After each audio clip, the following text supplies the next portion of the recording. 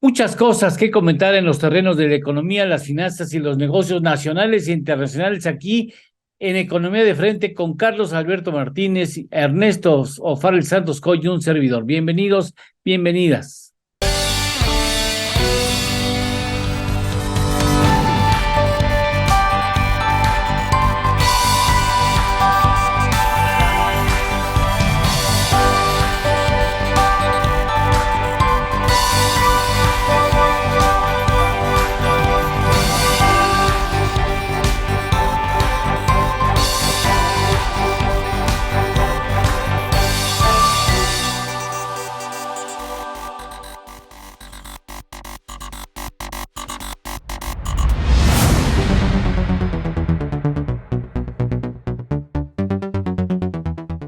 Caballeros, bienvenidos. Mucho de qué hablar en materia de economía, finanzas, negocios. Gracias, Ernesto O'Farrell Santos Coy. ¿Cómo estás? ¿Qué tal? ¿Cómo les va? Gracias, Carlos Alberto Un gusto. Martínez. ¿Qué tal? ¿Qué tal? ¿Cómo te va? A ver, bueno, si quieren comenzamos con algo que involucra tanto a los Estados Unidos como a México, el asunto de Citi, que finalmente no será una persona o un grupo el que lo compre, sino va a ser una oferta pública inicial y valdrá la pena sus consideraciones, Ernesto. Bueno, pues digamos que hasta hace unos pocos días la venta de Banamex iba bastante bien. Por un lado, Citigroup ya había manifestado que se estaba ya concretando esta transacción. Se estaba hablando de un valor de alrededor de $7,000 millones. Y por otro lado, había ya la expresión por parte del gobierno de que se estaba autorizando por parte de la Junta de Gobierno de la Comisión Nacional Bancaria de Valores, que involucra a la Secretaría de Hacienda y al Banco de México, la autorización para esta operación. En eso, ¡pum!, de repente, al día siguiente, en la mañanera del viernes, pues aparece la noticia de que entra la Marina a tomar, a ocupar las instalaciones ferroviarias de Grupo México en Coatzacoalcos, y se habla de bueno, ya hay un decreto publicado en el diario oficial de una ocupación temporal, de una especie de expropiación. A ver si el doctor Carlos Alberto Sí, sí, Martínez sí, esa figura existe, ¿no? nos puede ampliar el asunto, pero No, no, no existe. creo No que existe es una, ocupación temporal. Es la muy mexicanas frases que tenemos para explicar lo inexplicable, ¿no?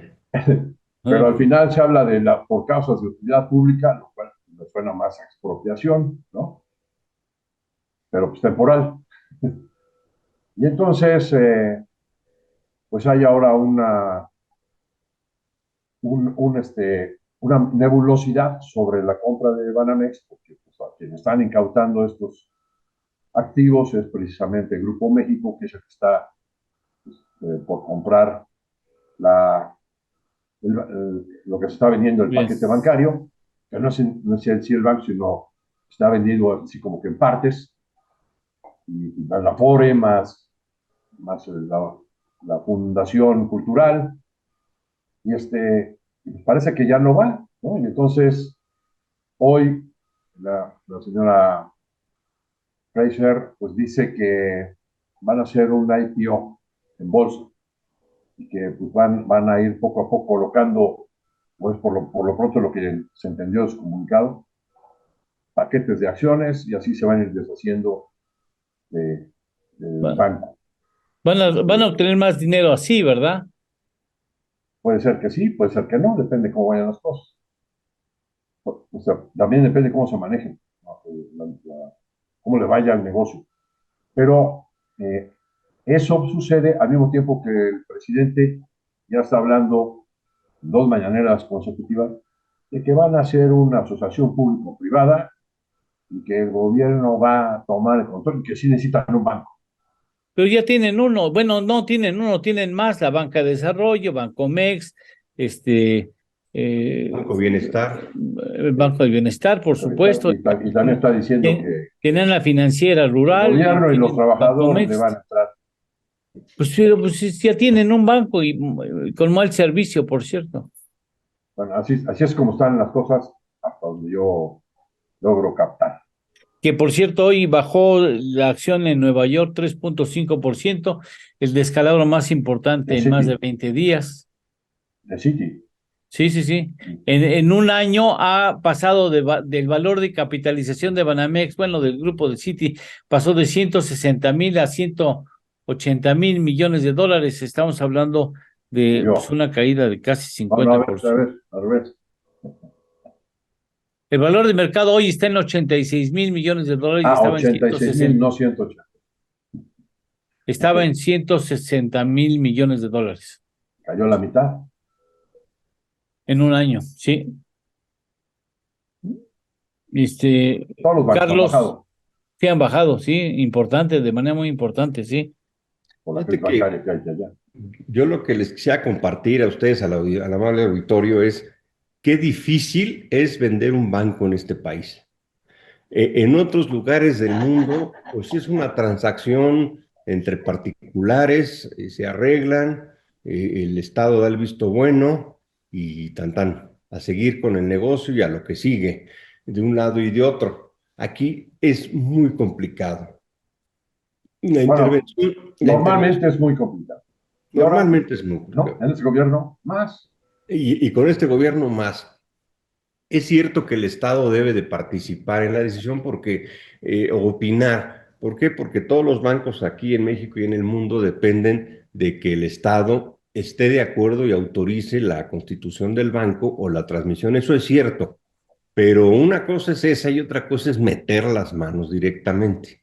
Eso pues no ayuda, porque quien mete las manos tiene una cuestión, una motivación política, no económico-financiera y mucho menos de servicio a la comunidad, la verdad. Y luego, también en México, pues los que participan o tienen la capacidad de comprar un banco de este tamaño, pues son los empresarios que la verdad sea dicha, han vivido de concesiones de todo tipo, han amasado enormes fortunas con base precisamente en esto, en licitar cosas del gobierno, venderle al gobierno, tomar en este caso minas que el gobierno les concesiona, bancos que el gobierno les autoriza, en fin, siempre son fortunas ligadas al Estado, por lo tanto, pues de entrada se tiene que doblar las manos porque todo lo que tienen, todo lo que han logrado, lo han hecho con el favor del gobierno, del que sea en turno, ¿no?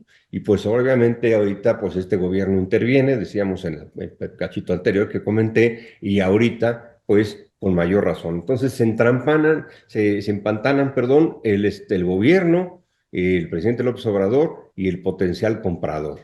Y luego, pues, Citi con la cola entre las patas, porque pues la verdad también sabe que en México han hecho lo que han querido. Han captado regalado, han prestado caro, todas sus utilidades las han sacado del país desde que entró Citi, no han dejado un solo peso en México. En fin, pues se hizo un atasque y digamos, hacia arriba, a 5,000 metros de altura, uno dice, no, pues qué difícil la inversión, pues no se logró, que el Estado de Derecho, tal, pero hay que entender que los tres actores involucrados Sí, traían sus broncas y eso hizo que al final no se pudiera lograr, ¿no? Tanto el gobierno bien. de López Obrador como la REA y como Citi. Bueno, ya que hablamos de una institución de origen estadounidense, quizás valdría la pena dar una recorrida sobre, tenemos el asunto de la deuda del gobierno estadounidense, se sigue Oye, avanzando. Sí, quería complementar lo que acaba de mencionar Carlos Alberto, ¿no? O sí, sea, sí realmente la intervención del presidente Andrés Manuel López Obrador en la venta de Banamex ha sido pues una ruina, ¿no? Para el banco, ¿no? Hay que recordar que primero empezó a decir pues que a él le gustaría que quedara en manos del mexicano, ¿no? Y entonces, ¿qué hizo con eso? Pues le espanta a quitó los extranjeros. al 80% de los tiradores, ¿no? Que eran los grandes bancos internacionales que hoy no tienen presencia en México, que podrían haber aprovechado la adquisición, como podría haber sido el Royal Bank of Canada o el Royal Bank of Scotland o bancos chinos o otros bancos americanos, ¿no? Que no tienen gran presencia en México, podría ser JP Morgan, Goldman Sachs, Banco of America, ¿no? Entonces, primero con esas declaraciones les quitó Santander, les quitó esa posibilidad de vender a este tipo de bancos este paquete bancario.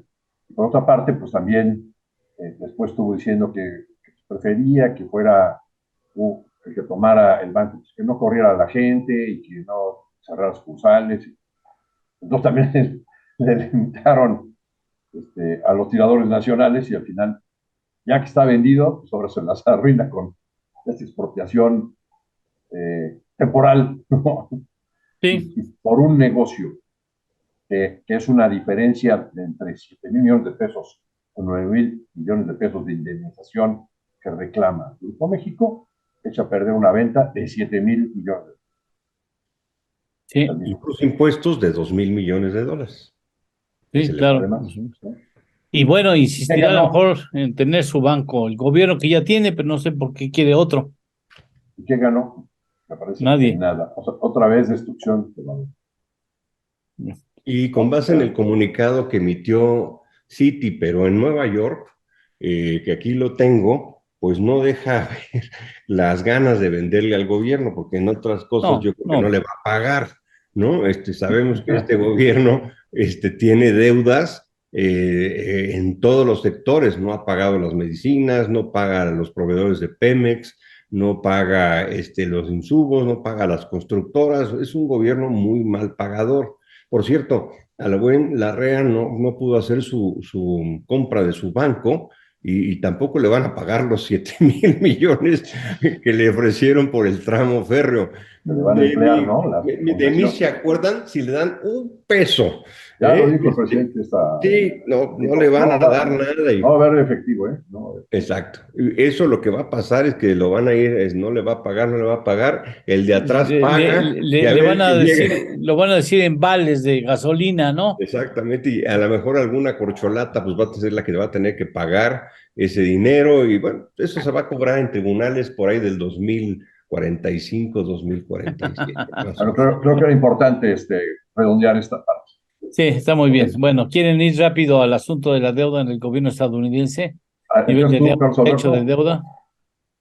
Carlos, Sí, ¿o empiezo? bueno, pues mira, obviamente pues el endeudamiento de Estados Unidos es una noticia mundial que a todos nos afecta en una u otra medida, pues estamos hablando del gobierno que más gasta, estamos hablando en el mundo, estamos hablando del dólar, estamos hablando de cifras que alcanzan los billones de dólares americanos y entonces pues sí nos afecta. Ahora, desde hace mucho tiempo, desde que está esta dificultad que existe en el tema político electoral en Estados Unidos, en el que la verdad están tablas. Hay que recordar que las últimas elecciones en Estados Unidos, inclusive la de George Bush hijo, era prácticamente el que gana de panzazo, ¿no? Es como un 51-49 y luego el otro cuando cambia de partido gana con 51-49. Es muy difícil que esto ocurra desde Bush Jr., que haya unas mayorías holgadas que le permitan al presidente, al gobierno en turno, sea de un partido republicano o demócrata, tener sus finanzas públicas como él las quisiera tener, con base en sus programas, en sus gastos aprobados en sus plataformas electorales, etcétera. Y entonces, cuando llega un gobierno republicano, los demócratas le paran el techo de endeudamiento al gobierno demócrata. Cuando llega un gobierno demócrata, como es el caso, los republicanos le paran el techo de endeudamiento para negociar. Y esto ya se ha convertido en un tema de todos los días en Estados Unidos, tanto que lo ha llevado a ser un país como el que es, pero sin calificación triple A. Hay que recordarle al auditorio que Estados Unidos ya no es un país, bueno, su deuda ya no es una deuda triple A, precisamente por estos sustos que cada determinado tiempo, desde Bush Jr. a Biden, ocurren cada vez que el endeudamiento está llegando a su límite, la dificultad de ampliárselo, que le pone el partido de enfrente, sea cual sea, se convierte en un problema. Y precisamente es en el que estamos viviendo ahorita y tienen al mundo, bueno, a los mercados los tienen con el Jesús en la boca, ¿no? Ernesto. Sí. Bueno, estaba revisando de qué tamaño es el PIB en Estados Unidos. Es, digo, depende de cómo se mida, pero pues podemos hablar de que es más de 20 billones, trillions, pero hay otros cálculos que alcanza hasta 37 billones. Lo que se está discutiendo es un presupuesto para incrementar la deuda, de hecho la deuda a 31 billones de dólares. Pues bueno, pues depende de qué tamaño, digamos, el PIB. Pero pues digamos que me parece, andamos rebasando el 100% del PIB con esta autorización. Eh, Hay una fecha crítica, que es la que establece la señora Janet Yellen, secretaria del Tesoro, que dice que hay dinero hasta el 1 de junio. De ahí en adelante ya no hay dinero. Entonces, pues como siempre, como suelen hacerlo, pues así le pasó a Clinton, a Obama, al propio Trump, ¿no? Eh, pues siempre hay esta lucha entre los dos partidos en el Congreso para la autorización del techo de la deuda y pues se esperan como película gringa hasta el último momento para llegar a un acuerdo. Lo que se discute en realidad es el presupuesto del gasto, Sí. que requerirá un déficit fiscal que requerirá a su vez un endeudamiento. Y pues normalmente el partido en el poder quiere gastar más, el partido opositor quiere recortarle el gasto. Si no se logra esto, ¿qué es lo que puede ocurrir? ¿No? Pues sería lo interesante hablar de los escenarios. En primer lugar, me parece que hay que recordar que ya hemos tenido en algunas épocas anteriores, como le pasó al señor Clinton, ¿no? Al señor Obama, de repente cierres parciales de gobierno. Es decir, hay alguna facilidad en el que se le puede autorizar un techito de endeudamiento adicional, un presupuesto de emergencia, y cuando sucede eso, muchas veces cierran parcialmente el gobierno, ¿no? Por ejemplo, cierran las embajadas en el mundo, no puedes sacar tu visa, ¿no? Entonces está esta circunstancia, y es lo que se sigue negociando. Si no hubiera ni siquiera esa facilidad, pues sí, entonces de inmediato se tendría default en la deuda, ¿no? De repente hay vencimientos de Treasury Bills, Treasury Bonds, que no los puede cubrir el gobierno americano, y ahí sí se arma la de San Quintín en todo el mundo, ¿eh? Bien. Bueno, nos vamos a la economía mexicana. Yo creo que el dato de inflación señalan ustedes, valdría la pena hablar de este asunto, Carlos Alberto. Sí, salió el dato de inflación el miércoles y pues por muy temprano por la mañana y mucha gente está contenta porque bajó la inflación en la quincena 0.3 y entonces pues echamos las campanas al vuelo. Yo en lo personal no soy tan optimista con esta baja. ¿Por qué? Porque si ya desmenuzamos qué bajó y qué no bajó de precio, pues Sí. la parte más importante para el ciudadano común, como nosotros, y para las pequeñas y medianas empresas, es lo que no bajó. Es decir, los alimentos, la ropa, los uniformes escolares, las colegiaturas, en fin, todo este aspecto que nosotros gastamos en nuestro día a día es lo que no está bajando. Entonces, sí es importante entenderlo porque esto es lo raro, lo sospechoso, ¿no? Porque si en el mundo están bajando los combustibles X o Y, que es la inflación otra, la que sí bajó, ¿por qué en México no bajan estos productos que se supondría sería al revés el fenómeno que estaríamos viviendo? Que los combustibles se mantuvieran volátiles, altos, si ustedes lo quieren, por las cuestiones de Rusia, de Ucrania, de aquí y allá, del petróleo, etcétera, de la cuestión geopolítica, y no, aquí lo que no está bajando es exactamente lo contrario. Entonces, lo que estamos teniendo, que son los otros productos no ligados a los energéticos. Qué difícil es para el Banco de México ya controlar la inflación en este sentido. Yo creo que el Banco de México, queridos colegas, auditorio, ya llegó a su límite, ya no tiene más capacidad de frenar la inflación y lo que sí se está provocando es que la gente que tiene créditos ahorita ya se está sobreendeudando de una manera espectacular. El que tiene su tarjeta de crédito, el que tiene su hipoteca. No, pues yo tengo mi hipoteca a tasa fija. No, las hipotecas en México, tasa fija, se entiende. La TIE más 5, tasa fija. Sí, siempre va a ser más 5. Lo que pasa es que la TIE el año pasado estaba en 7 y ahorita está en 11. No fue ninguna tasa fija. Hoy es 11 más 5, tienes la tasa de 16%, cuando el año pasado pues tendrías la tasa del 13%. Entonces, sí es muy complicado en México ya esta tasa. ¿Y por qué? Lo hemos platicado aquí en tu espacio, Eduardo. Hay elementos que un banco central y a base de tasas de interés altas no controlas. Uno es el excesivo gasto de gobierno. El gobierno está gastando cada vez más y recaudando cada vez menos.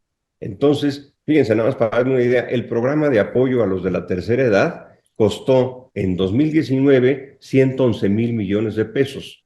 Para este año se proyectaron 540 mil millones de pesos. Ese programa lo único que ha hecho es crecer y crecer y crecer el compromiso que se tiene con la persona de la tercera edad. Entonces, si tú sigues con esos gastos crecientes, no terminas la refinería, no terminas el tren y sigues metiendo dinero y por cuestiones económicas de falta de crecimiento no recaudas, pues ahí no hay banco central que controle eso.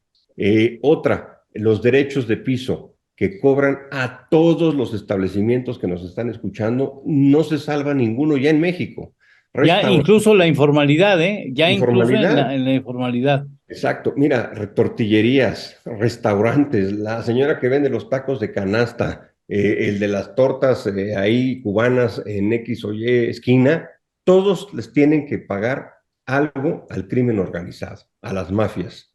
Eso lo único que está generando es que cuando vamos por nuestra torta cubana, cuando vamos al restaurante, cuando vamos a comprar tortillas, estos dueños de estos negocios lo pasan al costo de la tortilla porque tienen que entregarle su mesada al crimen organizado. Entonces, finalmente nosotros acabamos pagando precios más altos que tampoco tasas de interés y un banco central tienen la capacidad de resolverlas. Ernesto.